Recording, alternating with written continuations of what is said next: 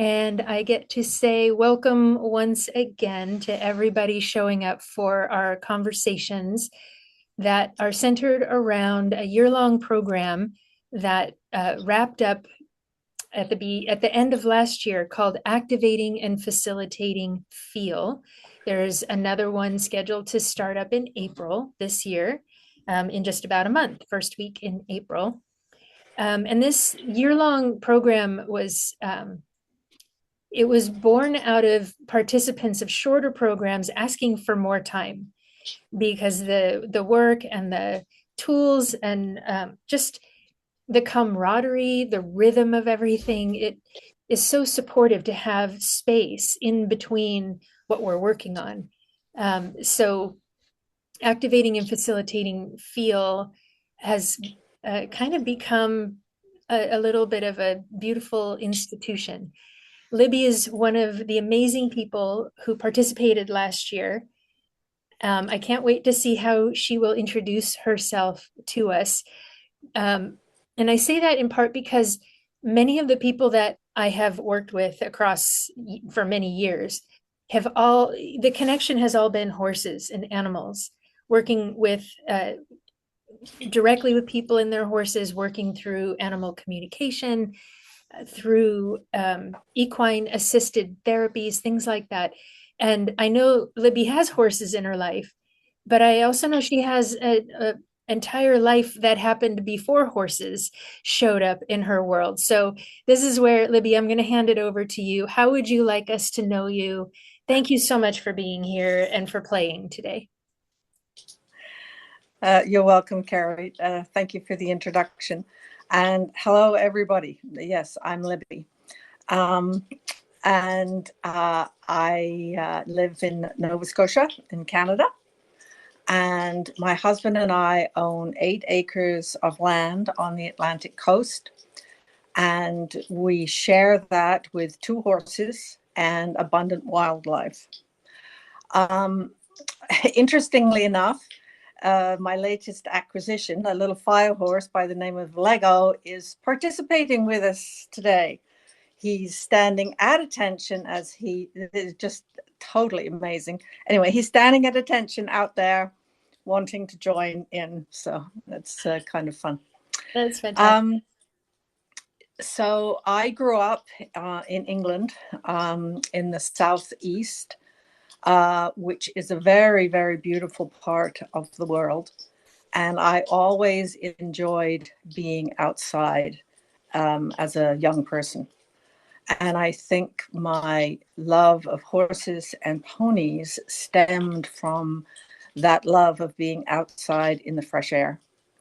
And I have actually been lucky enough to have horses in my life all my life. So actually, I don't think there was ever a life before horses. Maybe crawling around on the ground, but I have never been a professional. So as I say, there's been a lot of other things happening to me but horses have always been a mainstay for me, a touching point, so to speak. So having lived several decades, by about 5 years ago, I was at actually a plateau with my horsemanship. I had been studying classical dressage for many years, which tends to happen when you study classical dressage. And my horses were well behaved. They stood for the farrier. They were easy to catch. They didn't show any overt signs of displeasure like kicking, biting, bucking, rearing, or anything else. And in 2018, I had broken a hip. And while the hip was healing, I was taking horsemanship clinics, just, well, not for something to do, but it was a good, it was fun to do with my horse at the time. She was then 18. I'd had her since I was 6 months old. So she was 6 months old. So we had a good long relationship. And it was the fall of 2020.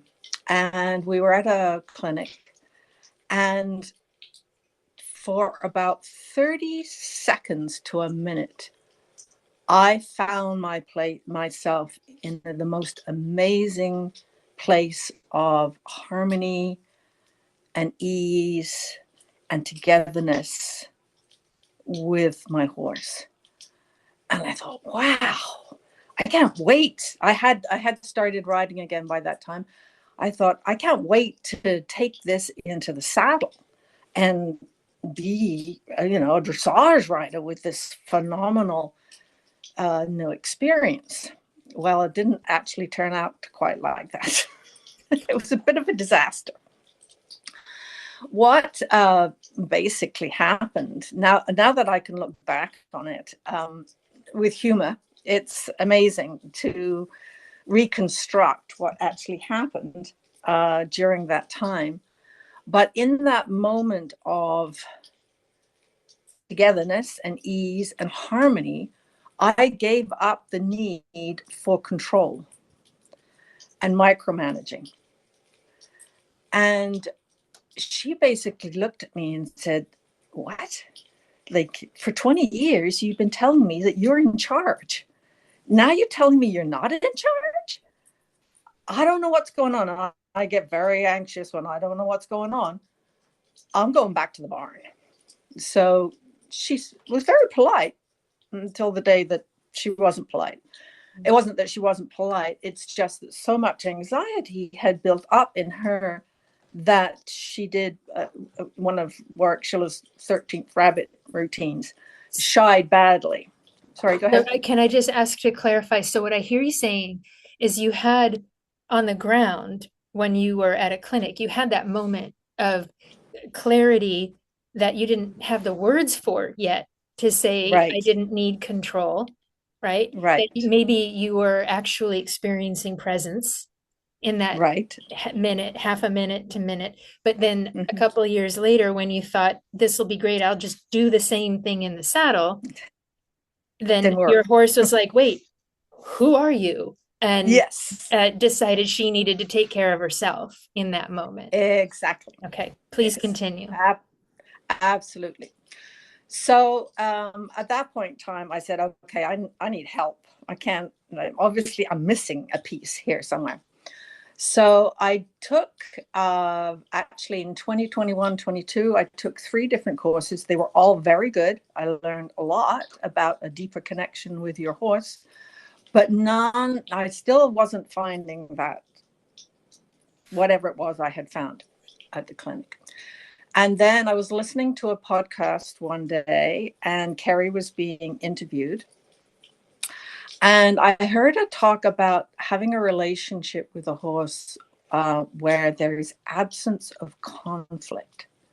And I thought, wow, that somehow touched part of me that synchronized with that part of me that had this experience at the clinic. And so I got on your website and I signed up on your mailing list. And a year or so later, you offered the Activating and Facilitating Field course program. That's such a mouthful. I know we call it AFF. That's why we say, Yeah. like, there's a reason So acronyms everybody knows exist. what AFF is now, right? Okay. Yeah. So I was eager because this was the source of the only other time I'd had this experience, so to speak. And so that was fine. So at the beginning of the course, Kerri introduced her tools for an awakening world, which I was fine. I gobbled that up, no problem. And it was about month 3 or 4 when the tools started to coalesce into what you might call a lifestyle or a way of being or an attitude or an approach, call it what you will. And I thought, well, wait a minute now. I have actually been in this mode, obviously, I shouldn't say obviously, not 100% of the time, but when it mattered, okay, I could call upon these skills. And I had been quite successful as a business consultant, as a small business owner. My husband and I owned a business. We had like 30 employees, many of whom were minimum wage positions and young, who brought with them a lot of internal turmoil to their work. And I was able to navigate through issues and problems with, using very similar strategies to what Kerri was saying. But it had never occurred to me that this could work with the horses. And there's many reasons for that, but I think the biggest one is that when I was in my 20s, a very respected horseman told me one time, the relationship between a horse and a human is not a democracy. It's a benevolent dictatorship. And as long as you are kind and considerate and take things in small, easy steps and are patient, and as long as you're willing to go back and revisit your basics when things start to go off the rails, then you'll have a successful horse-human relationship. And I had proved that because I had, as I said, come to this plateau. And I think that nobody had ever, besides the few people that I had met online in the 3 courses that I had taken, nobody had ever challenged that scenario. For me, anyway.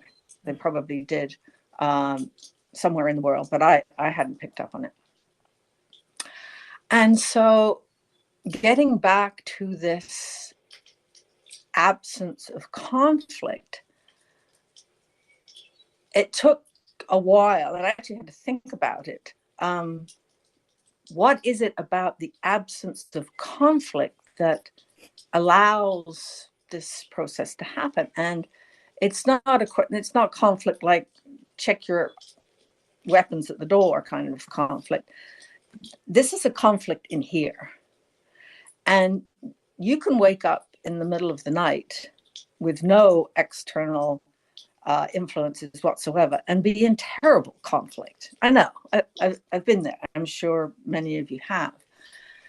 And the tools allow you to, first of all, recognize that there is conflict in here and to accept the fact that there is conflict. And very often just those 2 activities alone will disperse or dispel the conflict. And if they don't, very often it's a question of, okay, we need some logistics here. Maybe we should change that to Thursdays instead of Wednesdays, and then we'll be able to pick up the kids on time, and then the babysitter won't get upset. And oh yeah, and you know what? That feels way better. Now I can go back to sleep. So when you arrive at the place, I don't know how to say it. I don't know whether you arrive at the place or it comes to you, or somehow you get to a place where there's absence of conflict. What is that? Because nature doesn't tolerate a void. There is harmony. There is ease. There is alignment. Thank you so much. And that's where everything begins. This is why this is just the starting point. This is like Churchill said, this is not the beginning of the end. This is the end of the beginning. Sorry, you can speak now. Oh, you're amazing. I kind of didn't want to interrupt. I could just let you keep talking because you're amazing to listen to. And I just love feeling your coherence through your words. It's exquisite, Libby. It's exquisite. But the reason I was like, ooh, I have a word to offer. Right? Oh, good. Which is why I talk about not holding space, but generating space. This is why it's generating harmony, right? In that, does it come to me? Does it come from me? Nature does not tolerate a void. we are, when we reorganize ourselves, we are generating the space within which conflict can resolve itself. So I just wanted to offer that fancy string of words for what you were describing, and kind of want to just set you free to keep talking about whatever you want to talk about, because it's really fun listening to you.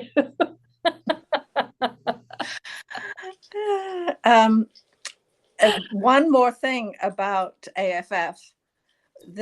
Another thing that really attracted me to the program was the fact that Kerri was going to limit it to 20 participants. And as I had mentioned in the other programs that I've been part of, you had access to the leader, quote unquote, the instructor. But very often the Zoom calls were like 40 or 50 people.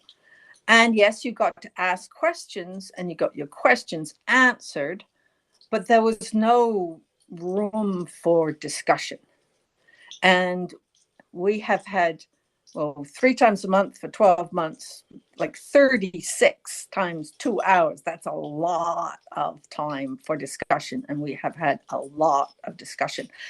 And it's when you start to dig and bounce ideas off each other, especially where there is no, oh, that's a silly question type emotion, right? Where there's no judgment of each other. And I did in my career, in my consulting career, work with a group of people. Sorry, can I tell a story? Yeah. Okay, I did work with a group of people. We were like that. When we got together to brainstorm, we got together to no idea was too stupid, right? And trust me, there were some pretty stupid ideas. And it was so judgment-free that I remember being in a planning meeting at 8:00 one Monday night. And I was so tired. And the 6 or 8 of us were sitting around the boardroom table. And I worked with a Black guy by the name of John Rigg. And John had just had so much energy, right? And he was just full of ideas and good doing this.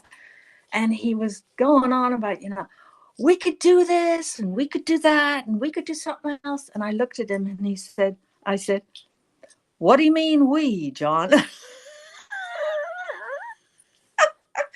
Everybody erupted in laughter. And John, who just been prescribed a new pair of glasses, took off his glasses and he gave them to me. And he said, you might want to borrow these. I don't know if anybody remember. I mean, that joke is probably so non-allowed to be spoken in public places, but it's about Tonto and the Lone Ranger, right? And they're circled by indigenous people. And the Lone Ranger looks at Tonto and says, what should we do, Tonto? And Tonto looks at him and says, what do you mean we, white man? Oh. I'm glad you shared the reference, because that just makes it more deep, more rich. Yeah, as I say. So, I mean, that's the level of non-judgment that you get to when you are working with a group. And that's the level of non-judgment that we had in our AFF group. Yeah.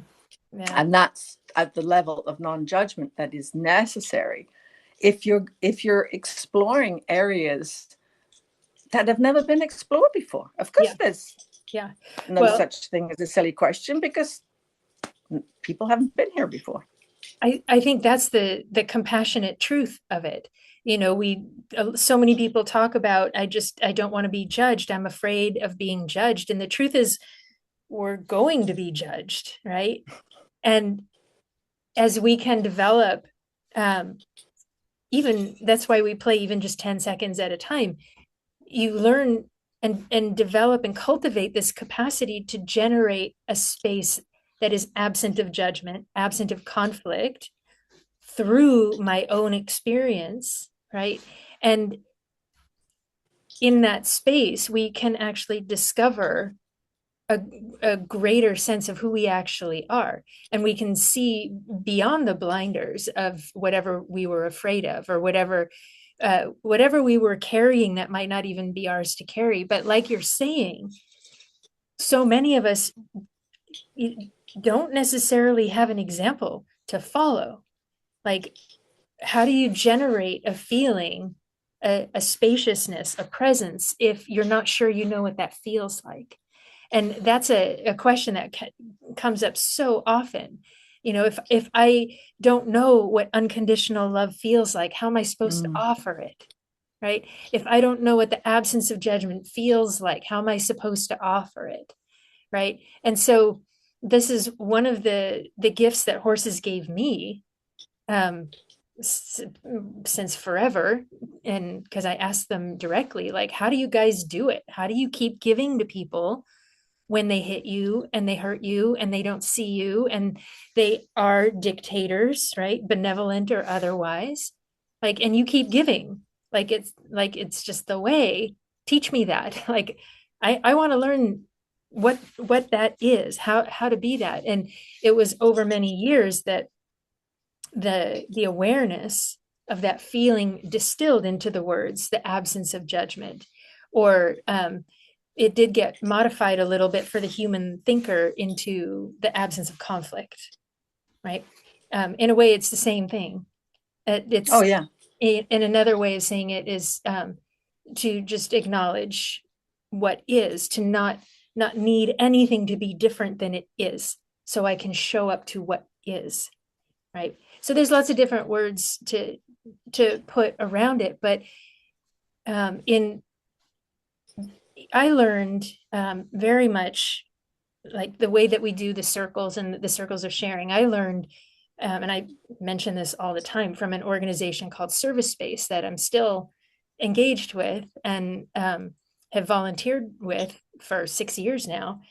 And that organization and what they cultivate taught me so much about the absence of judgment in and among humans. So that's a lot, that's given a lot to how AFF has been organized, but we also weave it with interspecies awareness, right? Humans have this capacity to noodle our way into the absence of something, but the rest of life is simply absent of judgment, right? There's no noodling necessary. They don't have to think their way into it. So having the experience of human and interspecies to offer, into generating the group, the way that the groups are facilitated, and then, as you know, Libby, right, they take on their own life, because, like you said, everybody's voice is so valuable. We bounce ideas off of each other. We listen to each other, not because of solving something, but because everybody's voice is valuable. So it's not a teachery thing, I hope. Like I know I have been teachery in the past. I've been told, mostly by my brother, probably, but I have been told I was teachery in the past, and really wanted to transcend that, because there's something you're going to say in a way that if I said the same thing, it's going to land differently from you than it does from me. So I think that's so much of what's behind AFF, is honoring the wisdom of each of the voices in the room. Absolutely. Yep. I've learned a lot too from everybody. So now I know I've created this entity, I guess, this idea that I'm calling unspeciated. Oh, are you still there? Yeah, somehow my whiteboard. Oh, I'm just going to close that. Oh, okay. That was, I think Kerri started up the whiteboard by mistake, but that's okay. It's all good. I hope everything's good over there for you, Kerri. Yeah, sorry, I was trying to change the background because I find the black and white contrast a bit much, and I don't know Zoom that well, so I'm really sorry that it did what it did. No worries. No I'm worries. going to say we're still all here, so that's all that matters. Exactly. Yeah. Exactly. Sorry about that. No worries. And we do hope to leave like 15 minutes or so if we want to do Q&A, if anybody does want to offer any thoughts or reflections before we wrap up for today. But Libby, please tell me how this word unspeciated has landed for you and how it relates to your journey. Well, when I joined AFF, I told myself that what I was looking for on this quest over the last 5 years was an ability to communicate with horses specifically and animals in general. And if we have time, I'll relate some stories about that, which are kind of fun. But now that I'm farther along on my journey, I'm starting to think that the phrase animal communication gives the wrong context for what I'm experiencing. Because the words animal communication, you would only be received by humans, because as far as I know, humans are the only ones that talk English. And I don't want that interpretation to be received by them. So in other words, I had to come up with something other than animal communication. So you came up with the unspeciated, which is great, meaning that we're all not, well, yeah, we are all living beings. Now, I won't go down that rabbit hole, but that we're all sentient beings. Okay. I will There's all kinds of arguments about, is a tree a sentient being? Well, yes, it is, but it doesn't have a brain. It doesn't have a nervous system. So, and that's way down the road for me, and I don't go there. So right now I'm talking mammals when I'm talking sentient beings. So this connotation of animal communication, when I say I communicate with animals, people are expecting me to say, oh yeah, well, I went out and I asked Mrs. Mouse how she was doing today, and she said, oh, just fine, except for she was a little short on, and like, no, like, no, that is so not what I'm experiencing. I needed some other verbal communication that didn't give that connotation. So you came up with unspeciated. So unspeciated communication sounded actually better than animal communication. But it's right now, it's all here. My experience is within myself. I can't speak for the mouse. All I can do is tell you my interpretation of what the mouse said. And so I called that communication skills, because it doesn't give the connotation that I'm actually getting anything back. I think I am. I have no idea what the mouse thinks because she doesn't speak English. So yeah, and I really like to use that unspeciated word in that context. That sits well with me. Thank you. Do you want to share a story? Well, yeah, I've got lots of stories. So I was thinking, I said a minute ago that this place that we call it the place of no words, because when you generate this space where there's absence of conflict, you are totally aware of yourself, of your environment, using your soft eyes. You have lots of peripheral vision. And there's no space for words. Words just aren't there. So we call it the place of no words. So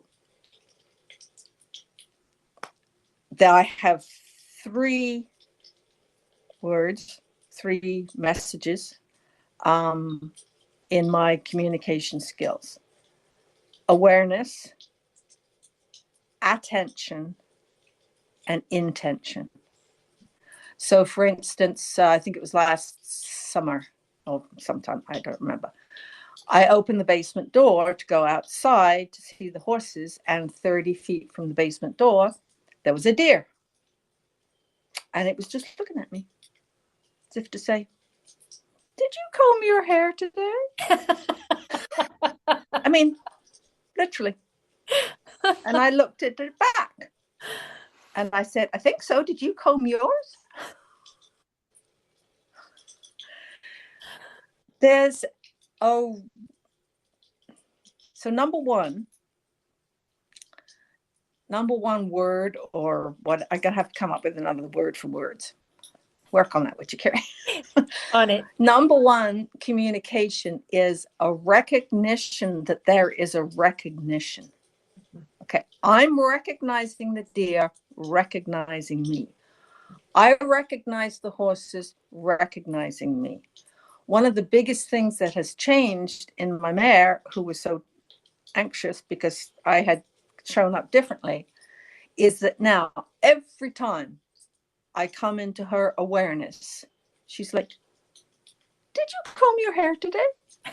Just the innocent, childlike, "Oh, isn't that interesting?" And my little pony Lego, little fire horse there, I play a little game with him. For months, I have been unable to get into his presence without him knowing. I'm going to start experimenting to see if my thought process about going out to the barn spurs him or what. But he's quick. He's really quick. So number one is the first awareness, being in place of no words. Number two is attention. Your attention, recognizing their attention, recognizing you. And then the third part is intention, which is, say I'm talking to the deer and we've been through the attention process. I say, "Would you let me take a step closer?" How would it be if I took a step closer? So before I even move a muscle, or before I think I move a muscle, I'm picturing myself taking a step closer, and my attention is saying, "Are you still there? Are you still there? Are you still there?" Or does that scare you enough so that you're going to run away? And so that's the quote beauty, unquote, of domesticated animals. They don't tend to head for the hills when you scratch your eyebrow. And the way I now interact with my horses is the very first thing I do when I first meet them is to ask.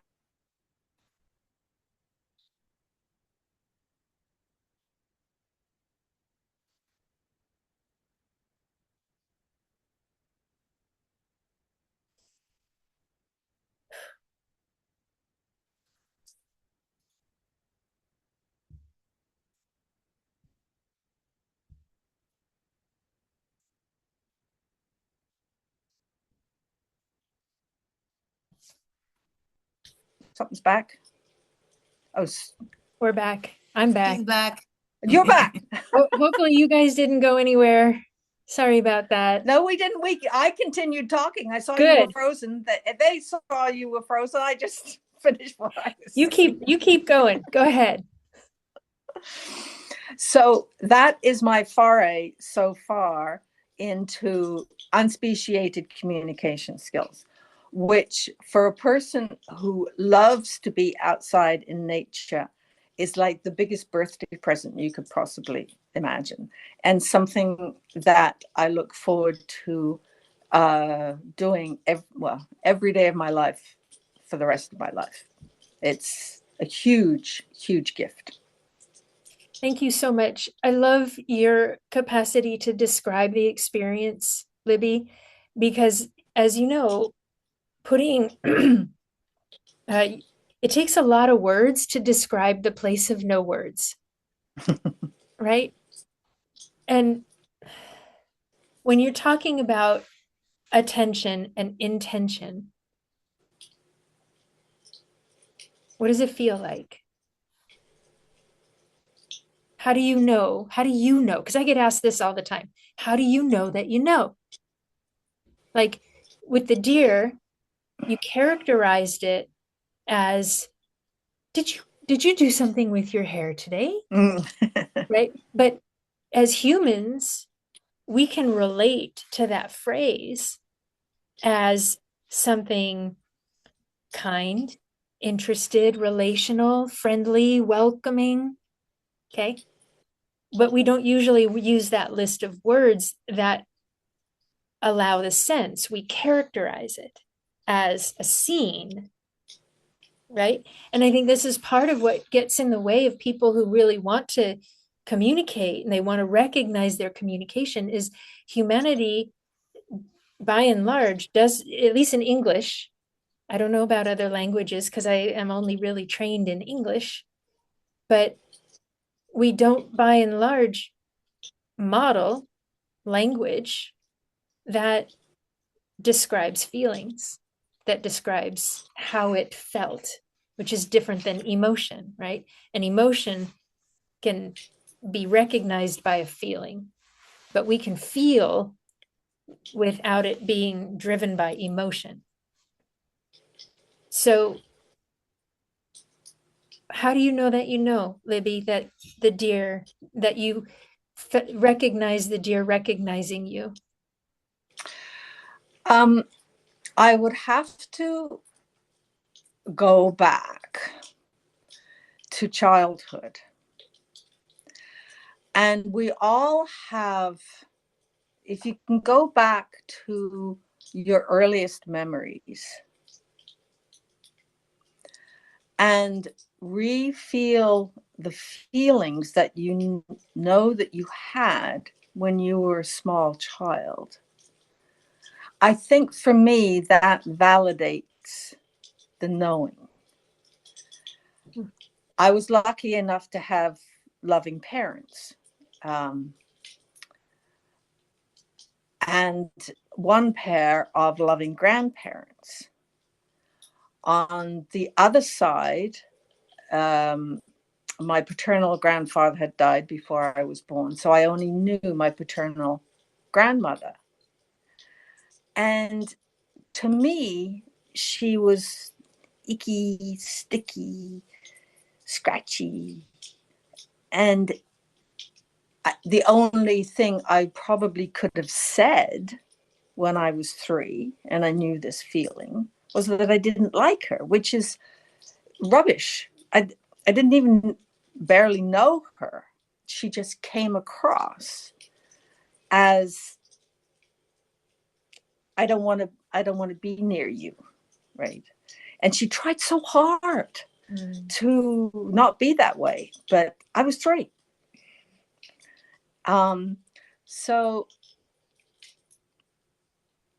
it's finding something that you know is true. Like, remember, I don't know if you do remember that the other day I was talking about one of the instances when I woke up in the middle of the night and I wanted to remember something that I knew myself was coming from me and not something that I had been told by Kerri or somebody. And it was the sound of the robins singing and how that lifted me. And I knew it was true because I know with my Mayor of Tinkytown that I've always loved birdsong in the spring. So as I say, if you can find something that you remember the feeling of and that you are also know the knowledge that you have always felt that way about that thing, then I think that is how you might know that what you're feeling is true. That's so beautifully put, Libby. That's just so simple and straightforward. Not always easy to do that because as humans, like we all know, we can build barriers to not feel what we think we don't want to feel, Mm. right? And that's also true. But the simplicity of what you just shared is valid across the board. Even there was one guy I was working with, this is a lot of years ago, but he was about a year sober after a many year meth habit. And we were talking about what feel is, not emotion, didn't need to go into the realm of emotions at that point. But he would say, like, no, I don't feel anything. I don't feel anything, which is often the way, again, it's defenses where the mind says, oh, I don't want to feel that. And it's not even conscious. I don't want to feel that. So I'm going to say I don't feel, which then, ripples into actually not experiencing the communication of the body. So I just played with him a little bit. And I said, what about where, you know, your arm, because he was like leaning on his knee or something. I said, well, what about where your arm is touching your leg? Can you feel that? And he just looked at me and he said, I'm numb. And I said, okay, cool. What does numb feel like? And he was so funny because his all the hamsters started spinning up there, trying to figure out, wait, oh, and like that went past his defenses, and he just laughed, and he's like, oh, I guess I feel things. And it was just the sweetest thing ever, right? So I think a lot of how teaching happens, people are taught that you don't know something until it's been taught to you. But communication, being unspeciated, our intuitive sense, right? Our innate technology, it's not the same paradigm as being taught this is what you should be learning. At least it's not my experience, right? The more, like you just said, the more we get creative about recognizing where it's already happening and what we already do know, and expand our ability to relate to that, and then maybe find new sets of words for it, right? Then it's so empowering, isn't it? When you get Yeah. it, when you get it, that you're like, oh, that's it. And it's already part of me. Whoa. Yeah. Sometimes it ends up pushing water out your face, if it's emotional. Yeah. But but the simplicity of that loving awareness is the same across the board. Libby, thank you so much for sharing your story. Oh, you're All welcome. your stories. We got about 10 minutes left. If there's anybody that would like to share a reflection or a thought or a question, please either just unmute yourself and let us know, or I'd raise a like to hand. add something. Go ahead, Susie. I think part of what happened when Libby was talking about when she was a child, she recognized the feeling. It's a truth. She's gotten in touch with the fact there's something that's really true that she knows in her body is true. That happens to be the fact that a robin sings and she likes birds, but she recognizes it as true. It's not stories made up by the world. And when I go to communicate or try to practice this whole thing of being present, when I'm going through the awareness and the attention, things outside of me kind of fade, all the noise outside of me fades away between me and the object that I'm talking to. And the simplicity in that also registers as truth to me because there's nothing disturbing it. And it comes across as being, okay, this is real. And I think that happens between my cat, or because I don't have horses, but or just what I'm doing with me with myself, that it's registering somewhere inside of me as being true. Yeah, that's a lovely point. And I call that my truthometer. I have it right here on my arm. Oh yeah, it's true. My truthometer is right over there in the green. Yeah. Yeah. I love the language that you use there, Susie, as well, because the feeling that something is true to me also matches the words, the absence of conflict. Right. Right. Yeah. There's nothing like, yes, like this No color noise. we call this color white and we call that color black. No conflict. Right. I'll share a quick story about that too. There was a woman I was working with who ran probably still does, an equine rescue organization, and just taking in horses who have been starved in the past. And, it had some unfortunate handling. And people would come and visit and want to hear the stories of all the horses. And she would go through and tell all the stories, and it was always, for her, completely draining, and always retelling how abused that horse was, and here's what we had to rescue them from, and here's how long it took. And she asked for help, like, how do I tell people stories without the doomsday horrific feelings? Because people are interested to know, where they came from, what's going on. And what we played with together was that feeling of true. So I asked her, I pointed at the fence that was right there, and I said, what is this fence made of? And she said, well, metal. And I said, okay, cool. So I'm going to ask you again now. And this time, when you answer the question, put your awareness in your body so you can notice just the general ambiance in your cells when you answer the question. So, and we call it organize yourself. So she did. She put her awareness with her body, and I said, okay, so what is this fence made of? And she said, metal.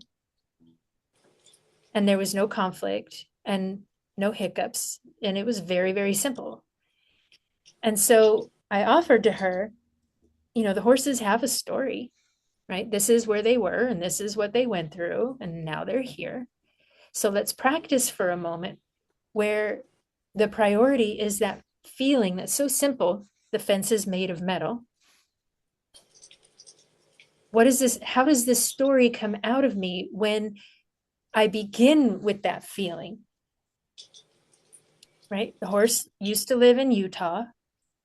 Some things happened, and we had some nice people put the horse on a trailer, and now she lives here with us, and she gets to eat as much as she wants. The story changed. It was still true because the fence is made of Kind metal. of the gory details, though. Well, without for the emotions, without the Without the influence emotions. of the polarization of emotion. Yeah. Yep. It's like me and my nausea story. Tell us your nausea story. Remember about Christmas Day? Yes. And I woke up. First of all, I had vertigo, which was awful, and that transitioned into nausea. And our friend Bobby has a phrase: "I'd rather eat broken glass than," and I would rather eat broken glass than be nauseous. Anyway, so I was laying in bed thinking, this is Christmas Day, and I felt terrible, and I was supposed to be with my grandchildren eating turkey, and life sucks, and blah, blah, blah, blah, blah. And so I said, okay, I got to get out of this. And so I said to myself, well, okay, you keep telling me that you're nauseous. What does that feel like? And so I did my little body scan, and I found a sensation behind my eyes that was like a headache, and it got worse when I moved my head. I felt a weird sensation in my throat and a 2-pound rock in my stomach. And then I said, well, what do you look like when you curled up miserable with nausea? And I imagined myself laying on the bed, all curled up in a fetal position. I could feel my arm against the pillow, the ear against the pillow, and what have you. And then all of a sudden, I realized that while I was watching my own body, I could still feel the sensation of the headache and the throat weird and the 2-pound rock. But it didn't mean anything. It just was. Okay, so you got a 2-pound rock in your stomach. Guess that's what today's all about. And then whammo, I was back in my body going, no, you can't think like that. You're supposed to be miserable and life sucks and curled up in your fetal position. But it was too late. I'd already had the experience.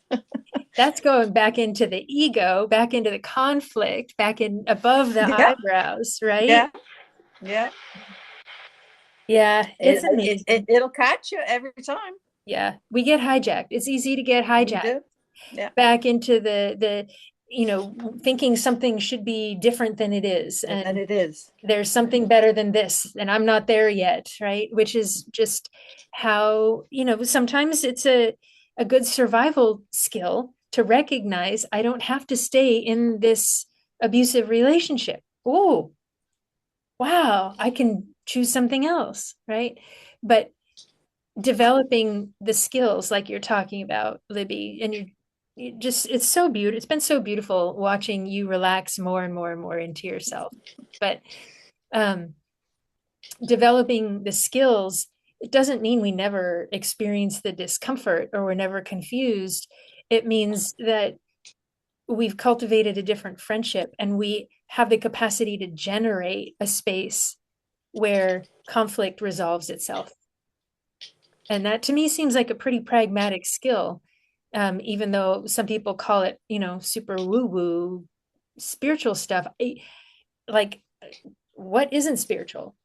It's just true when you expand your perspective and you start relating to things from that place of true, right? To discover what simplicity is actually carrying my life forward and what noise I can acknowledge, but I don't need it informing me anymore, right?